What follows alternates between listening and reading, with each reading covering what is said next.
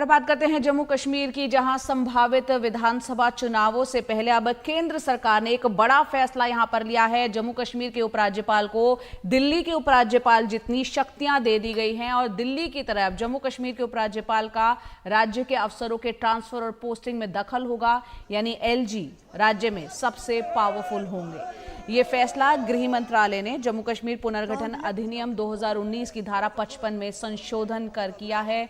इस बदलाव के बाद से अब यहां के सभी क्षेत्रों में उपराज्यपाल को अधिकार मिल गए हैं और उनकी प्रशासनिक शक्तियां बढ़ा दी गई हैं।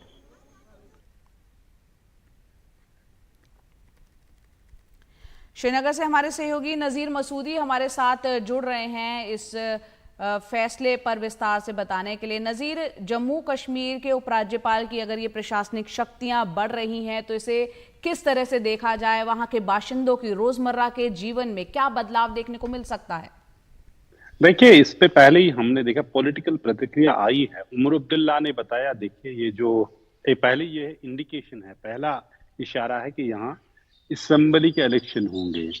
ये फैसला जो होम मिनिस्ट्री ने लिया है, जो अमेंडमेंट की है बिजनेस रूल्स की, इसलिए किया गया कल अगर यहाँ असेंबली होगी तो इलेक्टेड गवर्नमेंट होगी तो उसके क्या अधिकार होंगे, लेफ्टिनेंट गवर्नर के अधिकार क्या होंगे जो एक इलेक्टेड गवर्नमेंट में होते हैं, यूनियन टेरिटरी में होते हैं, बिल्कुल उसी तरह के जिस तरह दिल्ली में है।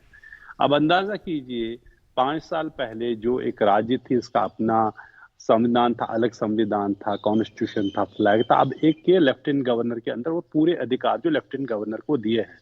उमर अब्दुल्ला का ये कहना है कि यहाँ इलेक्टेड गवर्नमेंट को एक रबर स्टैम्प की तौर पे बनाया जा रहा है, सारे अधिकार लेफ्टिनेंट गवर्नर को दिए गए और इसलिए केंद्र सरकार को इलेक्शन के साथ साथ ये भी टाइम बाउंड तरीके में रखना है कि यहाँ स्टेट हुड का रेस्टोर होगा। क्योंकि जब हाल ही में प्रधानमंत्री जब श्रीनगर आए तो उन्होंने दोनों चीजों की जिक्र की, इलेक्शन की भी जिक्र की और स्टेट हुड रेस्टोर करने की जिक्र की। लेकिन जाहिर सी बात है कि जब तक स्टेट हुड रेस्टोर होगा तो एक तरह का निजाम किस तरह चलेगा, व्यवस्था कैसे चलेगी, उसमें यूनियन टेरिटरी में लेफ्टिनेंट गवर्नर के पास वो अधिकार है, चाहे बड़े ब्यूरोक्रेटों की ट्रांसफर्स हो, दूसरे चीजें हो। वही इस नोटिफिकेशन में भी आया है जो अमेंडमेंट्स की है यूनियन होम मिनिस्ट्री ने, तो उसी के तहत ये ऑर्डर आया है कि सभी जो बड़ी अधिकारियों की तब्दीली हो, एडवोकेट जनरल की बात हो, दूसरी चीजें हैं, इन सब में अधिकार होगा लेफ्टिनेंट गवर्नर का। और जब भी यहाँ इलेक्शन होंगे, जो लग रहा है कि सितंबर में अब इलेक्शन होंगे, क्योंकि सुप्रीम कोर्ट ने पिछले साल जब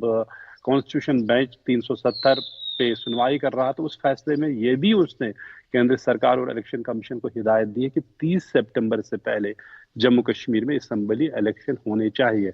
तो उस लिहाज से सितंबर में इलेक्शन होने जा रहे हैं और जब हुकूमत बनी तो हुकूमत के जो इलेक्टेड हुकूमत के पास क्या इख्तियार होंगे, एग्जैक्टली वो दिल्ली पैटर्न है जम्मू कश्मीर में, जब तक यहाँ स्टेट हुड रिस्टोर होगा।